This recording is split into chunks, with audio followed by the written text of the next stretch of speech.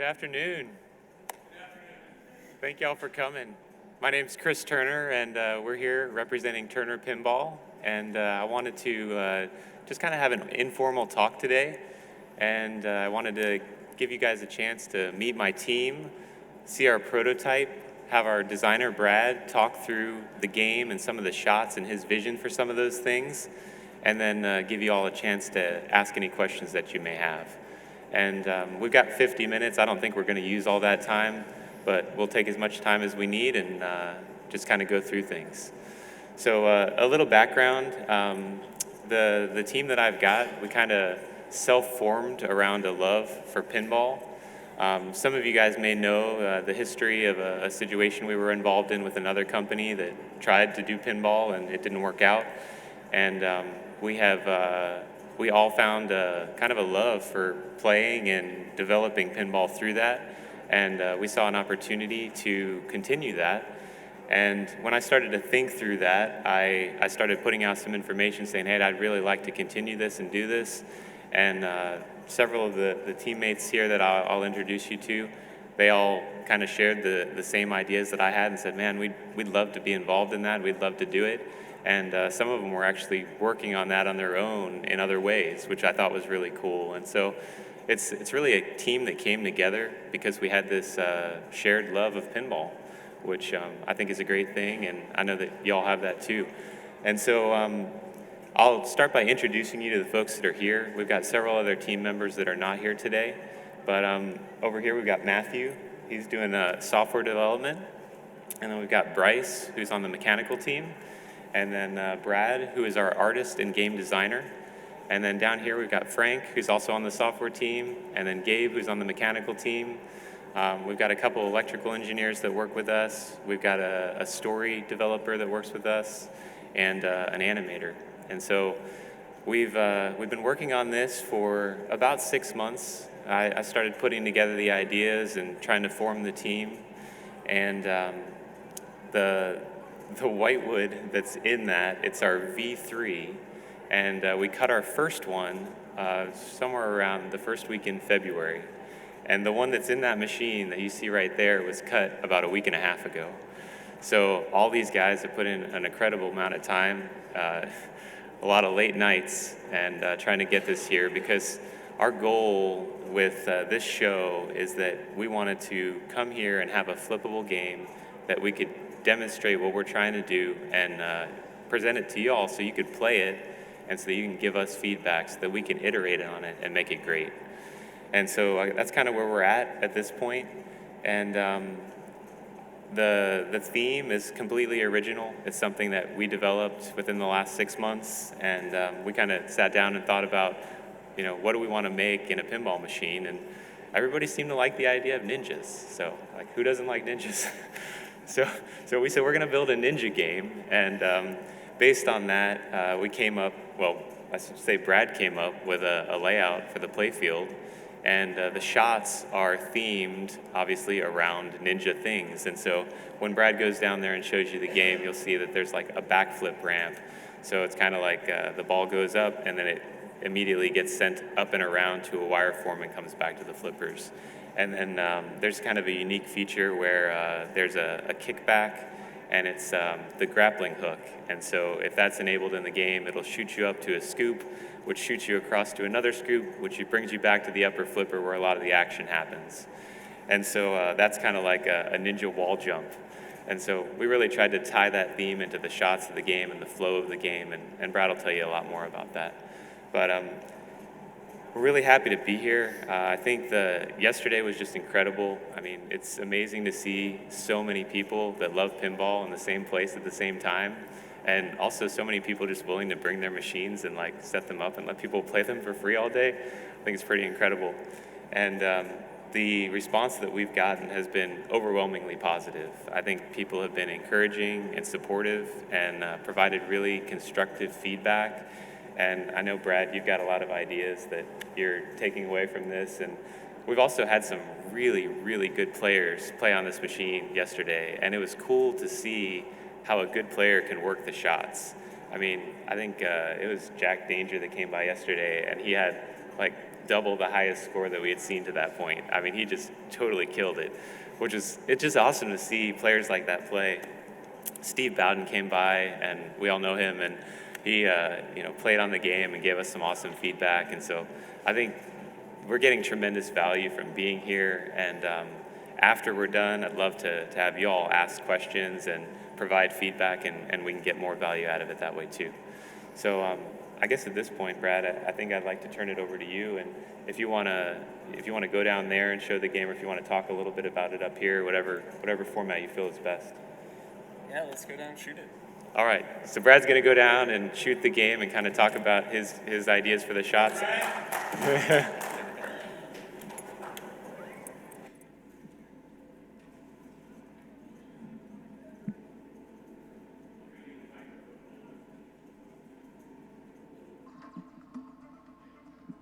All right, is that working?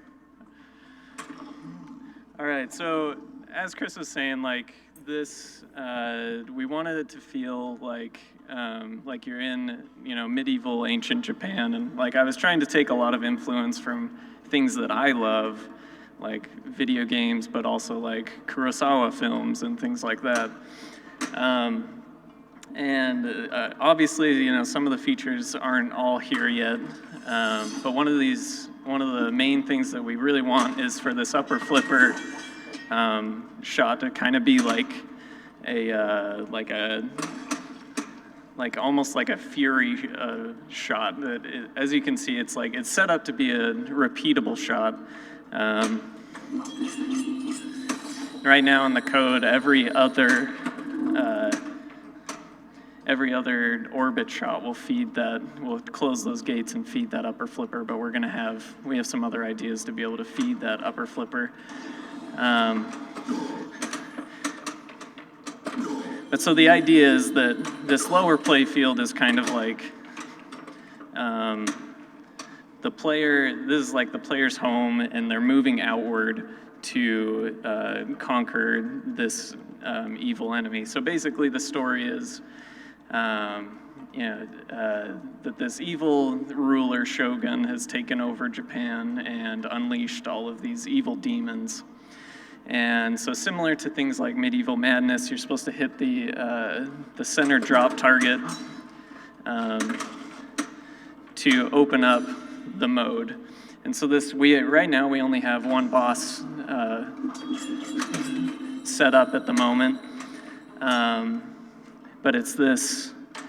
So all the bosses and all the things that we have planned are all things from ancient Japan. So this is a yurei, which is a ghost from in ancient folklore. Let's see if I can hit that repeatable ramp for you guys. Oh. Jack hit it 4 times yesterday in a row, so yeah. You got quite a challenge. I know. Yeah, we had Steve. Steve came by and hit it 3 times in a row, no problem.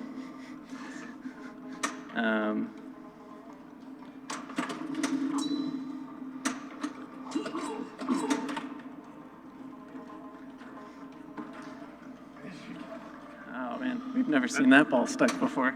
This is a good one. It's a nice ball stuck there. Here, I'm gonna lift it up and. All right, here's our other feature. So go ahead and lift it. I'll free the ball. Oh, I lost that one for you. Sorry.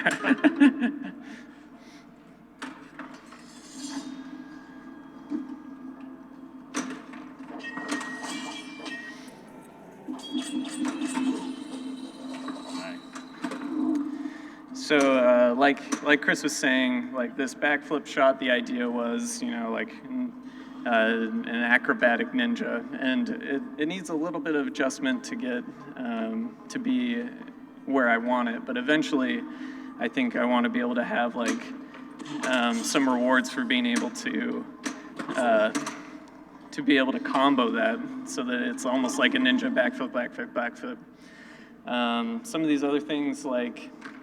The bumpers are supposed to be like demons. So this first one is a traditional Oni, and we're gonna, have artwork eventually there showing an Oni. And then at the front there, since it's by the castle, we're going to have what's called a kappa, which is kind of like a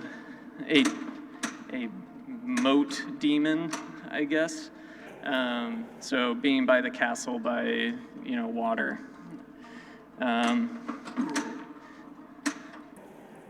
I guess some of these, so let's see if I can get it over. So these stand-ups right there, I set it up so that the player can use this upper scoop shot to set up, let's see.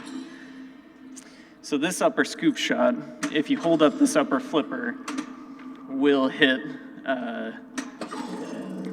those EGA stand-up targets. And currently those are set up to enable or qualify multi-ball. So the idea is that you can either be able to hit it by backhanding that upper flipper into those targets, or using a shot from the scoop, or holding this open so you can hit it right from a ricochet on that left flipper.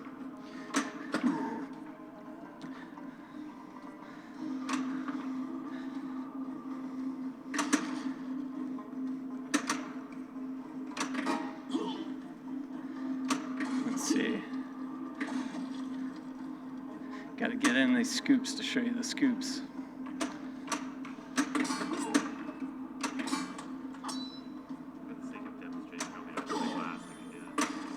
Yeah, that might be better. All right, so what we're going to do is we're going to open the glass to demonstrate some of the shots more quickly.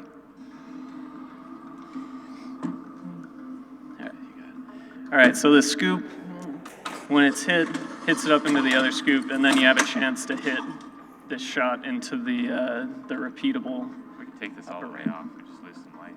Oh yeah. You want to do that? Yeah. Here, hold that for just a second.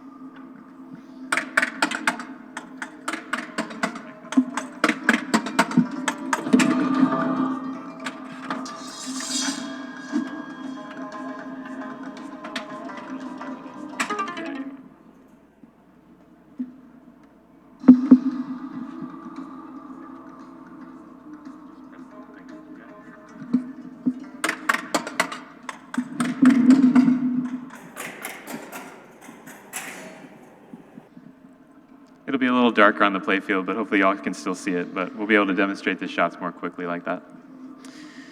Here, I can hold this in.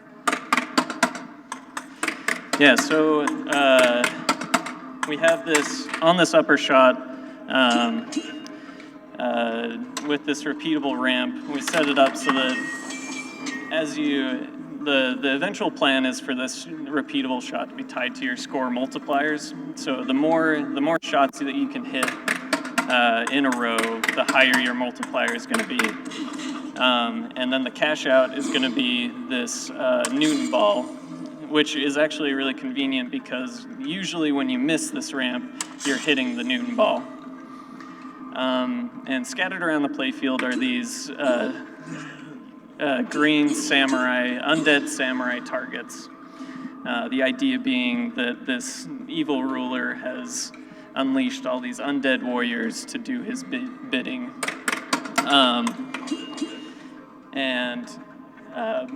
Currently these are set up to, if you hit enough of them, it'll qualify the kickback.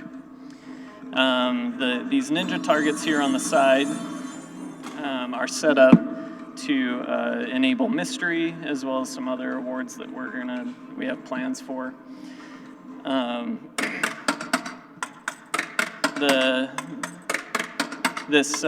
These two targets here by the gates we're thinking about them as like ninjas setting fire to the various castles, because eventually you're gonna fight through 8 different bosses to get to the final wizard mode. So basically, you're just destroying these fortresses in any means that you can. This right shot is going to be tied to a physical ball lock. We're going to have a 3-ball multi-ball tied to this ramp. And then these 2 targets right here, if hit enough, will start a 2-ball multi-ball, which we've got them we've got a magnet up here that we can lock behind this drop target. And we're going to be able to implement that, which is going to be really fun. And some of the other plans, like for the show, we didn't quite get enough time to get as many things in as we wanted to, but we're working on different ways to be able to feed this upper flipper, because currently, as it is, the only way is through these gates. But what we want to do is have a stand-up target up here so that the player can hit it and it'll feed this upper flipper.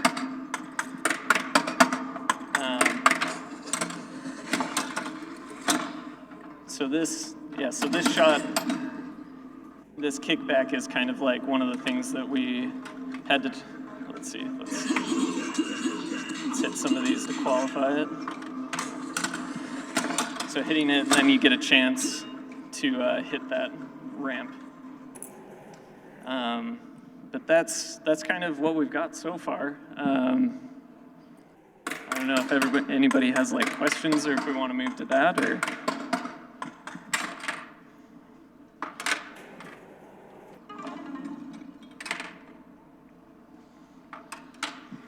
All right, we'll leave the glass off for now, and we'll go back up, and then we'll talk a little more and answer some questions.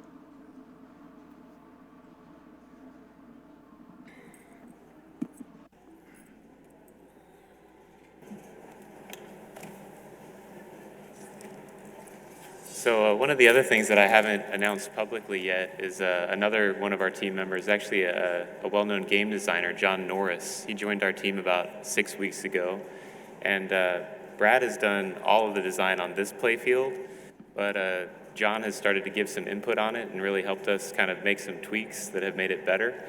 And I think Brad has done an incredible job. But as a new designer, I think it's really important to have someone on our team that has like years of pinball experience to be able to draw from. And so I think that the idea of having Brad as a new designer with creative ideas and inspiration that he has, also combined with the knowledge of someone like John Norris, I think it's going to really help us create some incredible things. And so I hope that you like what you've seen in that game so far, but know that this is an early prototype and that we've got to tweak some of the shot geometry, take feedback from y'all and the other folks that have played that here at TPF, and then we're going to work to make it a great game. And by the time that it's done, we'll have full graphics that look like what you see on other great pinball machines. And even the side art and things, I mean, we put that together, I should say Brad put it together for the show to have something on the side of the cabinet, but all of that will probably change. And other things that I'm curious to get feedback on, and as we talk here in a little bit, maybe you all can provide some of that, is like, we've done some interesting things with the glass and the back box. That back box screen is a 17-inch display. I think a lot of the other manufacturers are using a 15-inch display. I haven't heard anyone come up to the booth and go, oh man, like I really love that 17-inch display. I don't know if anyone's noticed. And so also the speakers, we've done a dual channel speaker setup with a crossover circuit, and it takes more effort on our part to make that. And I don't know if that's something that y'all want. If it is and it adds value for you and your machine, I want to give it to you. But if it's something that you say, you know what, just 2-channel stereo with a sub's totally fine, then that's what I would give to you. And so those are other things that I'm interested to hear from y'all to try to understand what your expectations are for the machine, what kind of features that you'd like to see, and just give us feedback, help us deliver a product that's what you want. And so, yeah, with that, I'll go ahead and open it up, and y'all can ask questions, and we're happy to answer it. Did you find out that pinball's hard?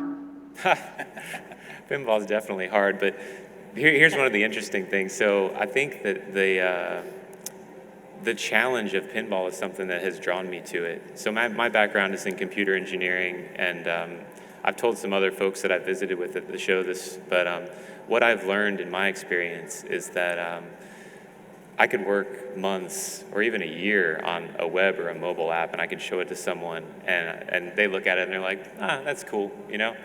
But I could spend 20 or 30 minutes in my garage tinkering with some LEDs and making them blink, and I show that to them, and they're like, wow, that's so cool.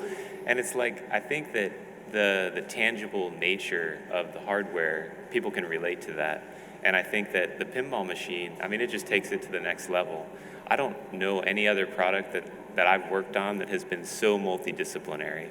I mean, pinball is the intersection of art, multimedia, electrical engineering, mechanical engineering, computer engineering. I mean, I really don't know what other industry you could work in. Maybe if you're like making robots for Disney or something, you know, I don't know. But this is incredibly challenging, but also incredibly satisfying work. And this is the kind of thing that I would do if I didn't have to do anything, you know? And so I think it's a great opportunity for us to do what we love to do, and to try to bring you something that Actually, are you going to use invisible glass? Invisible glass. I haven't heard of that. Is that available? It's feel like you stick your hand through the glass. It's that clear.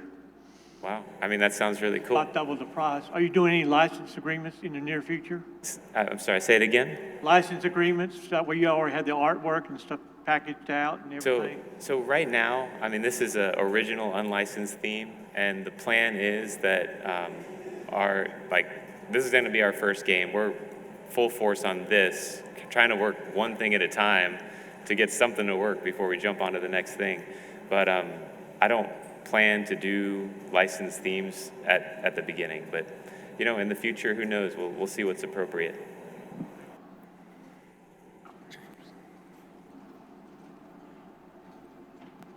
Hi, since you're a new developer, one of the things not just you guys, but everyone who's with the video screen, I think it would be helpful if at the start of the game, you get the option of how to play the game. As you were explaining it, trying to say what's the sequence you play it, as being before you hit the start to pull up the players, being 1, 2 through 4, you have the thing on the flipper side to say, you could index on the screen to say how to play the game.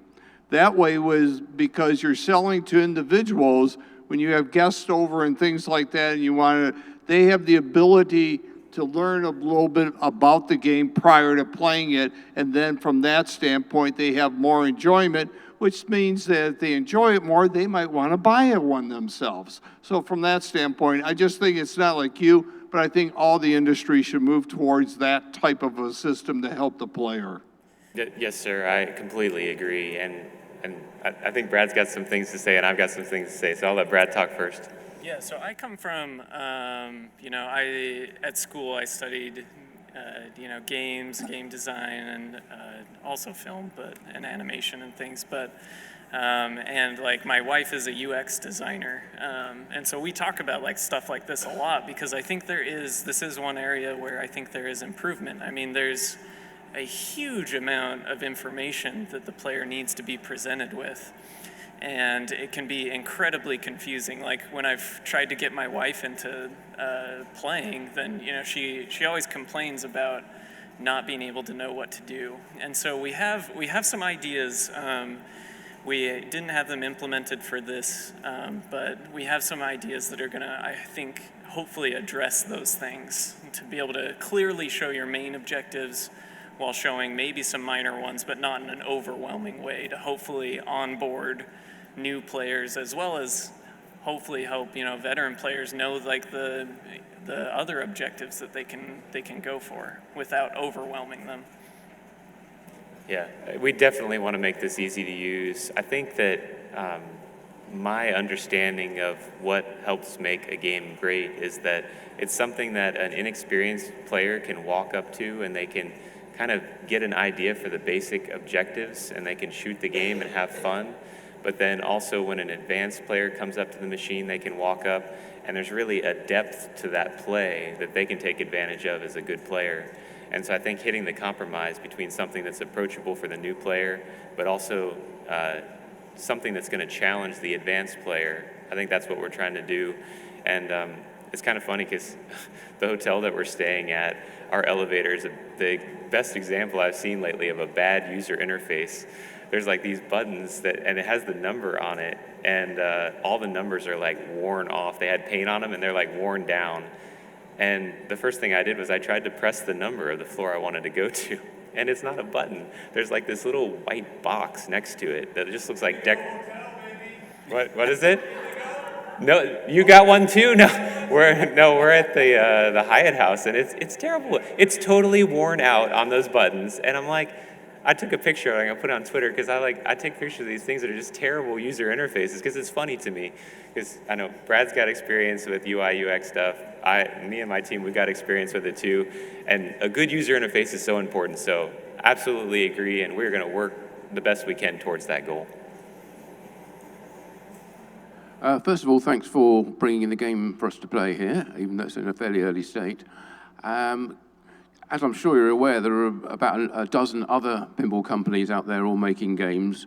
So what differentiates yours from them, and who is this aimed at? What's your target market? You know, I think we're learning some about that as we go. And so I think we came together because we love pinball and want to work in pinball. And this theme is a theme that we came up with because it's something that we liked and we think that other people will like. In terms of kind of comparing it to the other stuff that's out there, I mean, I think we're just presenting a new option. I know there are a lot of options, but I don't think a lot of options are bad. I think it's good to have options. And so I hope that there are enough people that like what we present that it enables us to come into this market.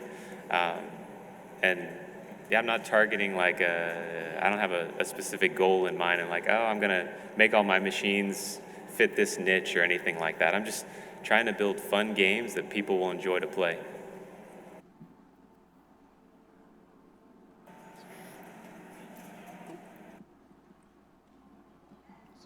So, is this like a full-time gig for all you guys, or is this like a part-time?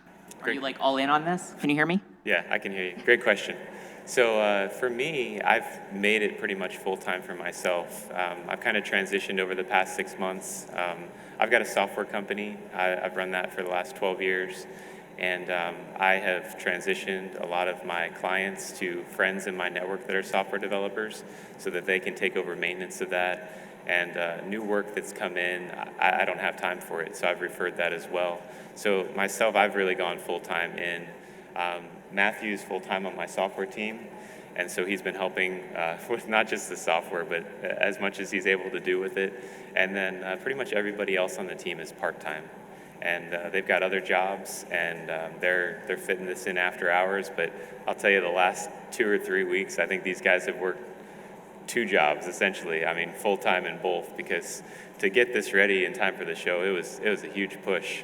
So the timesheets were a lot of hours. So, but anyway, we're all super grateful to be here and to have this here in a playable state. So, but yeah, I'm pretty much full-time. Matthew's full-time. The rest of the guys are part-time. And along those lines, then, are you taking funding? Did you take funding? Do you plan on taking funding?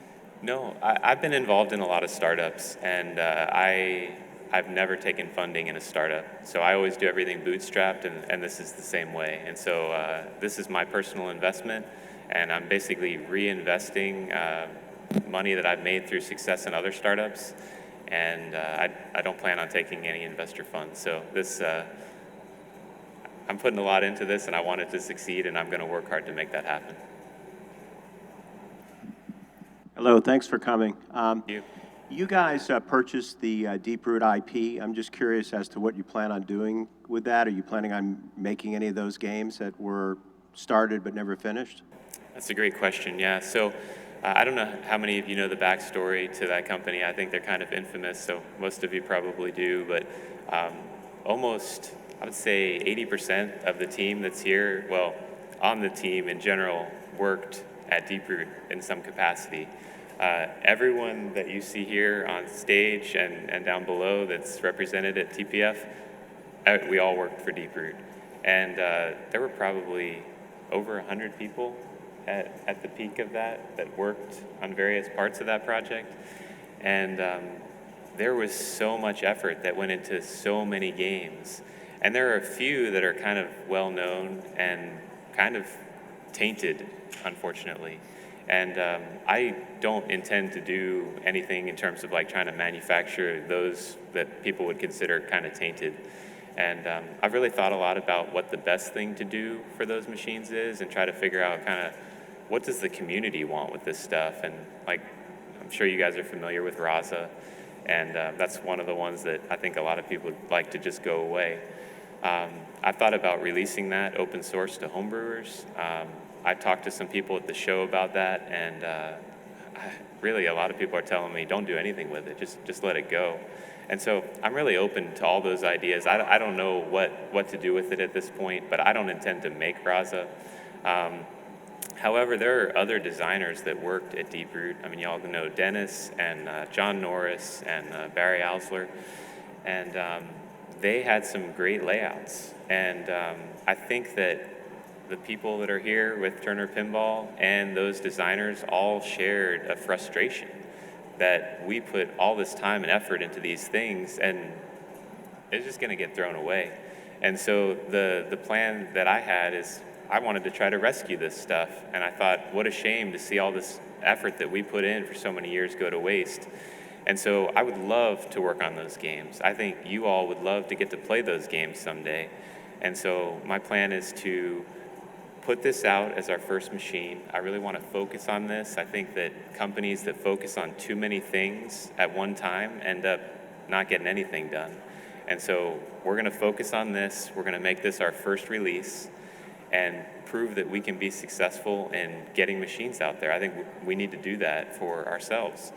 And once we do that and we're able to get this out there and deliver product to customers, then I think that we take the next step and we go and we look through the portfolio of things that we work together with these designers on that we think that you would like to see, that we would enjoy to work on. And I would love to deliver those titles to you, but they're not going to be our first title. This is going to be our first title, something completely independent of any of that stuff.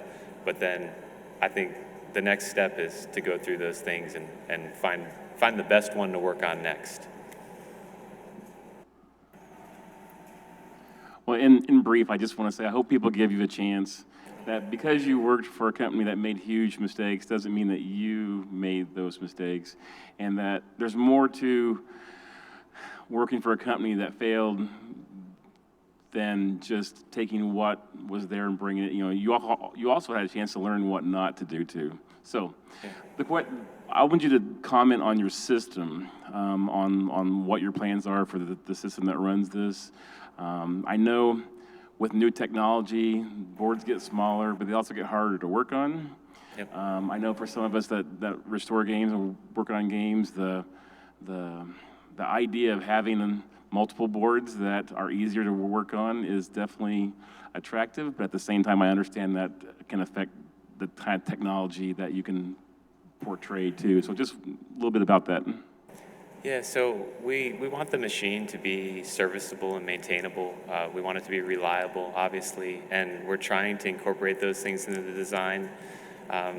Also, I mean, Deeproot was about innovating everything in pinball. And I think that, I mean, there's definitely innovations to be made, but I think that it has to be done in a kind of cost-benefit approach, right? I mean, there's things that I could do that might make the machine better, but it costs $500 more for the machine, and then nobody wants to buy it. So why would I add that? So I'm going to try to focus on the things that I think do have value. You see that we've got the glass that can tilt and remove. Deeproot had this complicated mechanism that had these shocks, and it required changes to the cabinet design.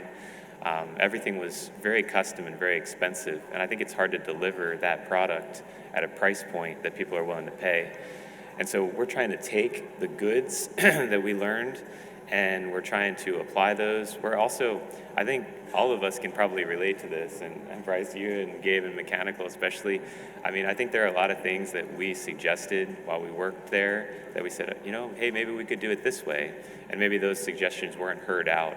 And I think that we have an opportunity to work together to do those things because, I mean, Bryce and Gabe have great ideas to make things more manufacturable and help us save money during the process. And we're looking at some of the components and saying like, you know, should we try to do something with this? And like I said, it's a cost-benefit analysis, and that's the way we're approaching it. We've done a little bit with the back box. The back box that you see is, I mean, the bottom portion is like basically a metal container that flips open in the front, and the sides and the top, they can all be taken apart. So it's much lighter than most back box assemblies. And if you were to walk around to the back of the machine, you'd see that it's actually not an enclosed box. The housing, the metal housing for the bottom is to protect the electrical components, but the back of the back glass is completely open, and so the light could spill out to the wall. So we're trying to do little things here and there that we think will make it better, that are actually going to make it more affordable for us to manufacture and hopefully deliver a better product to you. Does that answer the question? Awesome.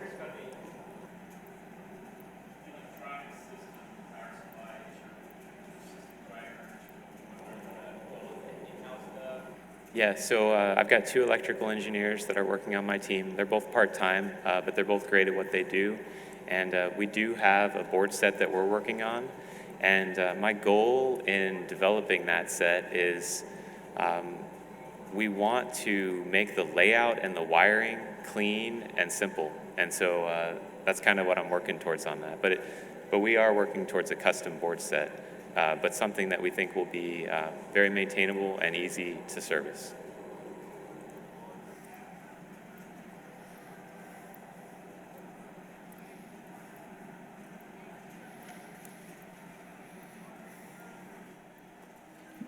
If you said this, I may have missed it. What's your timeline? When do you think you're going to have something that you're going to put on the street? Yeah. Understanding that everything's still in development.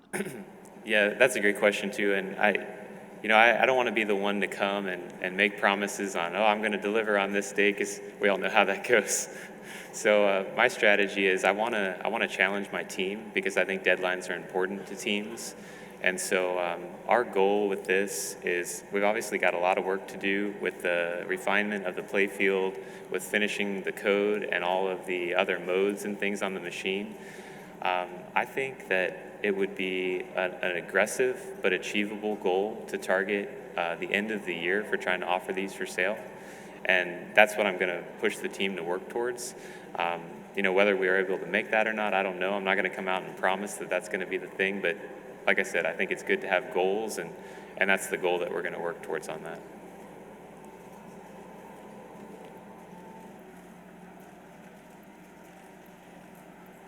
So I'm curious about the price point you're targeting for this. You've got a pretty big variety of price points out on the floor right now. So anything you could tell us about that? Yeah, absolutely. So I think in terms of price point, the way that I see it is, I mean, we're kind of getting to the point now where we can figure out what our costs are going to be in the machine. But independent of that, I think that what makes sense is to look at what we have and compare it to the offerings of the other manufacturers. And, based on the quality and the game itself and the depth of the play and things, I just want to say, look, where does our machine fit with all the other offerings? And then what are these offerings priced at? And then we find the right price point amongst those things based on where our product fits. Do y'all think that's a reasonable approach? I don't know how else to do it. I mean, I don't want to come in and price out of the market because no one's going to buy it, and I don't want to come and underprice it because then we're not going to make any money. So I think I just need to find where we fit and then price it accordingly.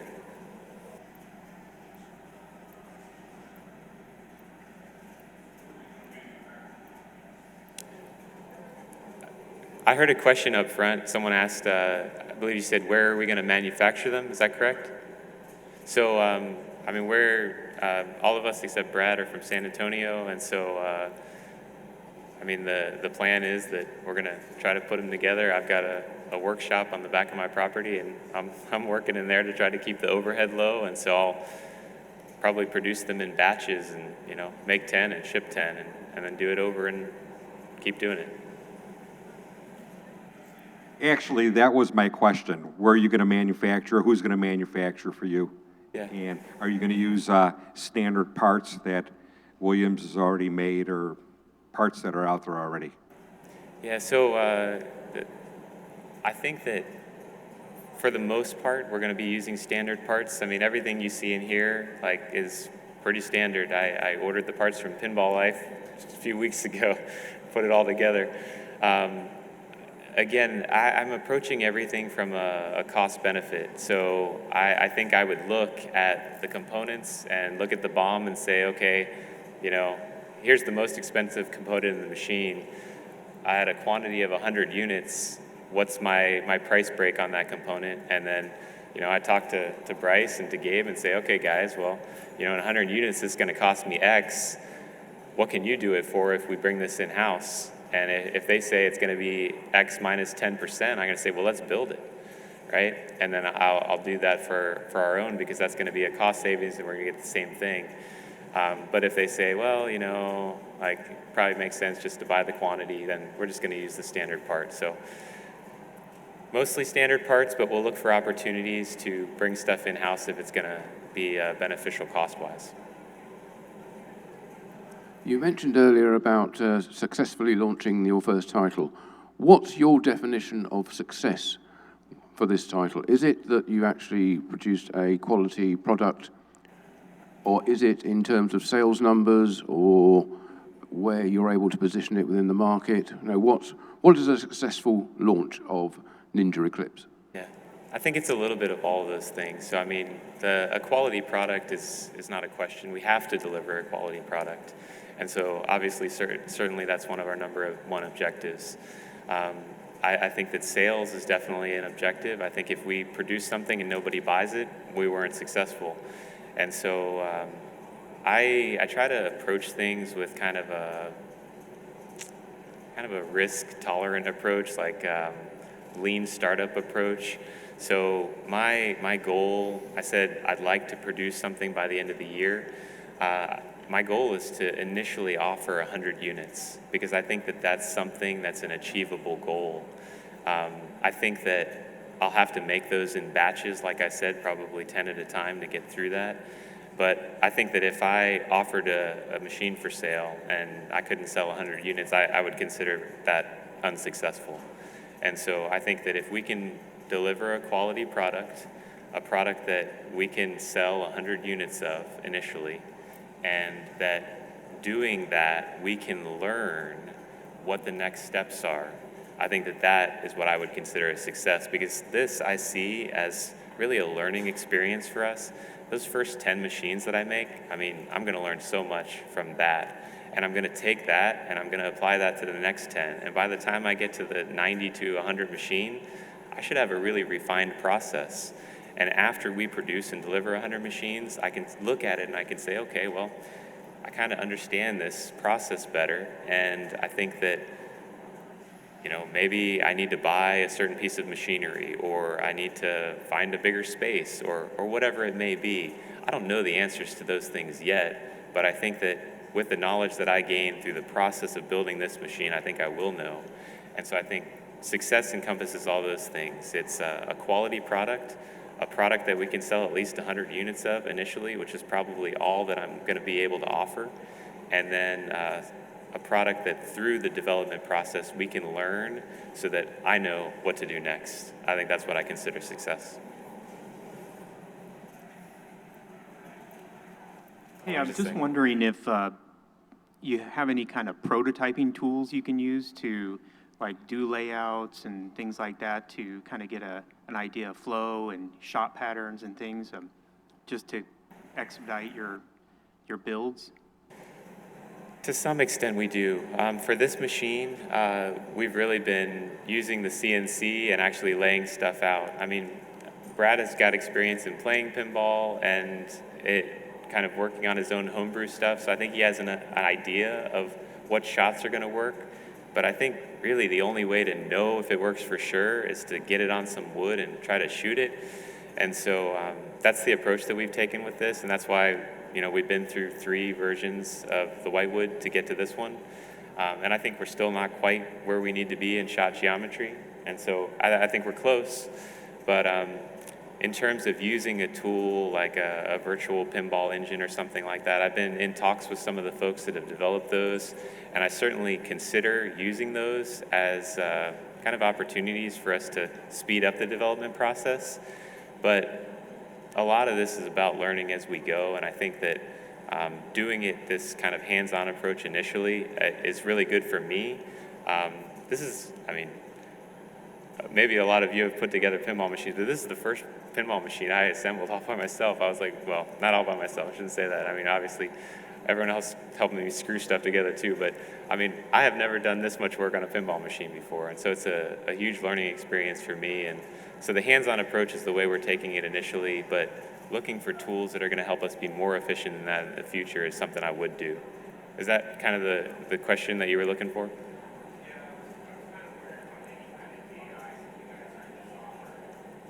Like AI stuff? Is that what? I don't know. I'll ask Matthew and Frank and see what they think.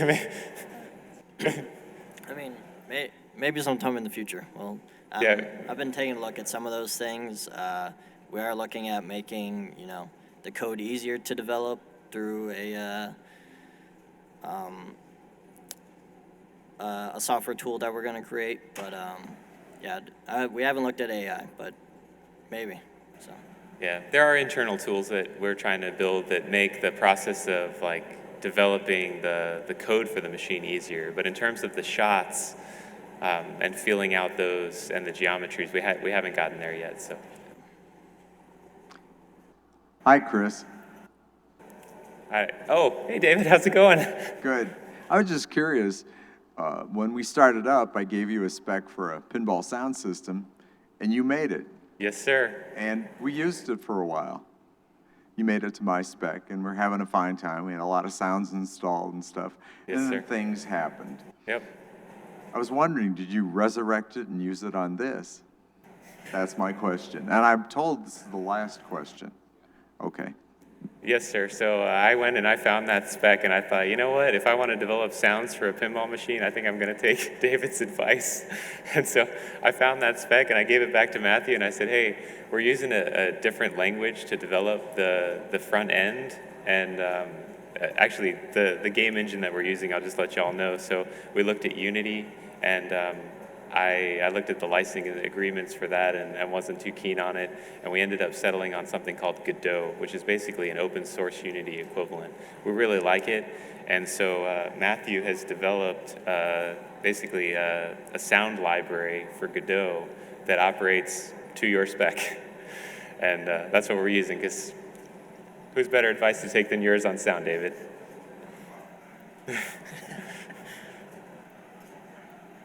Do we have time for another question? Are we done? Oh. All right, we're out of time, so I can't believe we used the 50 minutes, but yes, please. So I don't know when we have to be out of here, but come up and talk to us, and we'll answer more questions, but I guess we got to cut this off for now. But thank you all so much for being here and giving us your time this afternoon. Take care.